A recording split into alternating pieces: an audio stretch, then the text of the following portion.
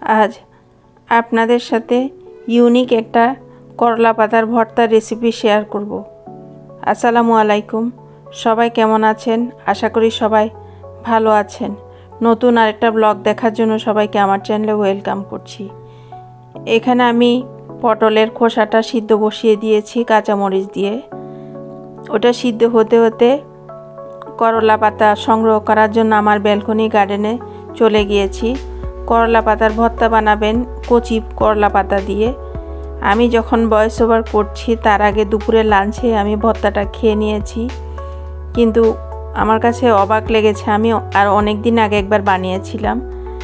এখন আবার নিজের যখন গাছ হয়েছে তখন তো পাতার আর অভাব নাই, কিন্তু মাঝখানে ছোট ছোট করলা আছে, তাই অল্প কয়েকটা নিয়েছি।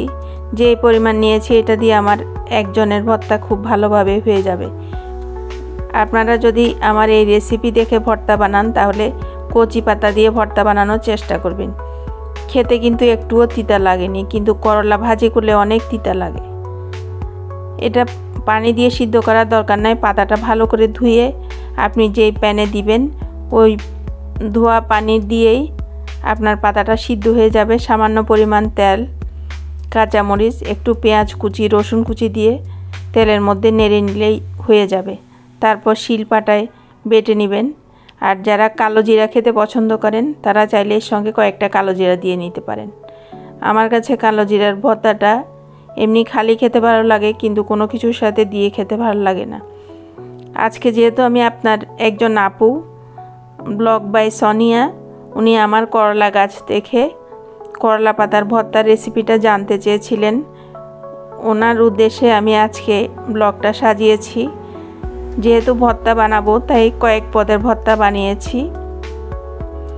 ভর্তা খাওয়ার জন্য বিন্নি ভাত রান্না করে নিয়েছি, যেটাকে স্টিকি রাইসও বলে। এটার সাথে দেখি খেতে কেমন লাগে। ভালোই লেগেছে, কিন্তু এটা রান্না করাটা অনেক ট্রিকি। রান্না করাটা আপনার যদি ঠিক না হয় তাহলে আপনি ভাতটা খেয়ে মজা পাবেন না। এদিকে আমি বাদাম ভাজি করে নিচ্ছি ভর্তা বানানোর জন্য। বাদামটা খোলায় একটু ভালো করে টেলে নিব। টেলে লাল খোসাটা যতটুকু ফেলা যায় ফেলে দিয়ে তারপর শুকনা মরিচ, পেঁয়াজ, রসুন দিয়ে বেটে নিব। আর প্রত্যেকটাতে তো স্বাদ মতো লবণ দিতে হবে। আবার ঝালটা আপনারা যে যেমন খেতে পারেন সেভাবে দিবেন। পটলের খোসার সাথে আমি চিংড়ি মাছ দিয়েছি। সিদ্ধ করার পর পটলের খোসাটাকে ভালো করে এভাবে ভাজি করে নেবেন। একটু পোড়া পোড়া করে ভাজি করবেন। আমার ভাজিটা আজকে কম হয়েছিল। যারা আমার ব্লগ দেখেন, এই যে আমার কাজ করে হেল্পিং হ্যান্ড, ওনাকে দিয়ে আমি ভর্তাগুলো সব রেডি করে দিয়েছি, প্রিপারেশনটা করে দিয়েছি। উনি শিলপাটায় বেটে নিচ্ছে। তাদেরকে অনুরোধ করব আমার ভিডিওতে একটা লাইক দিয়ে ব্লগটা দেখা কন্টিনিউ করবেন, স্কিপ করবেন না, ফুল ওয়াচ করবেন। আশা করি আপনারা নতুন কিছু শিখতে পারবেন এবং আপনাদের ভালো লাগবে। আমরা সবাই জানি করলা কিন্তু স্বাস্থ্যের জন্য অনেক ভালো, বিশেষ করে ডায়াবেটিস রোগীর জন্য করলা পাতা আরও বেশি স্বাস্থ্যকর হবে। আমি একটা জায়গায় একটা ভিডিওতে দেখেছিলাম। তারপরে এই যে এখন পটলের খোসার ভর্তাটা বেটে নিচ্ছে। একে একে প্রত্যেকটা ভর্তা বেটে নিবে। একদম লাস্টের দিকে করলা পাতার ভর্তাটা বাটা হচ্ছে।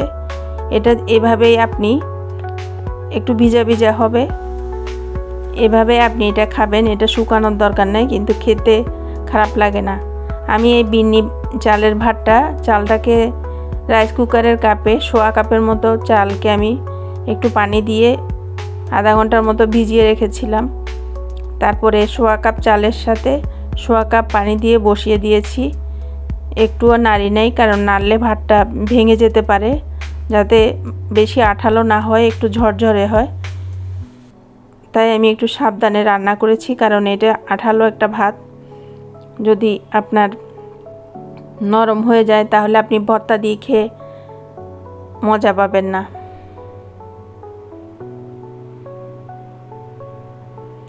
আপনারা হয়তো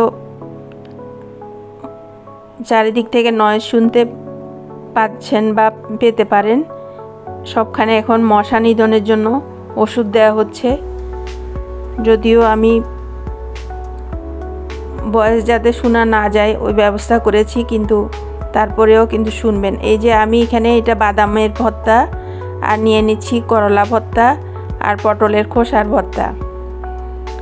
আপনারা চাইলে এইভাবে বিভিন্ন রকম ভর্তা বানিয়ে এরকম সুন্দর করে সাজিয়ে মজা করে এনজয় করে খেতে পারেন। এই যে আপনাদের সাথে কথা বলতে বলতে এখন আমি খাওয়া শুরু করলাম, কিন্তু খেতে খেতে আমি অবাক হয়েছি। আমার কাছে করলা পাতার ভর্তাটা একটু তিতা লাগেনি, বেশ মজা করে খেয়েছি। আর আমার চ্যানেলে যারা নতুন ভিজিট করবেন তাদেরকে অনুরোধ করব আমার চ্যানেলটা সাবস্ক্রাইব করবেন। আর যারা আমার চ্যানেল সাবস্ক্রাইব করেছেন তাদের জন্য রইল অসংখ্য অসংখ্য ধন্যবাদ। আশা করি আপনারা নতুন ইউনিক একটা রেসিপি শিখতে পেরেছেন, করলা পাতার ভর্তা। এটার সাথে মাছ দেওয়ার কোনো দরকারই নাই, এটা এইভাবেই বানাবেন, এভাবে খেতে ভালো লাগবে। আমি যেভাবে দেখিয়েছি ওই পানি দেওয়ারও দরকার নেই। আশা করি ব্লগটা আপনারা এনজয় করেছেন। আবার দেখা হবে নেক্সট ব্লগে। সেই পর্যন্ত সবাই ভালো থাকবেন। আল্লাহ হাফেজ। আসসালামু আলাইকুম।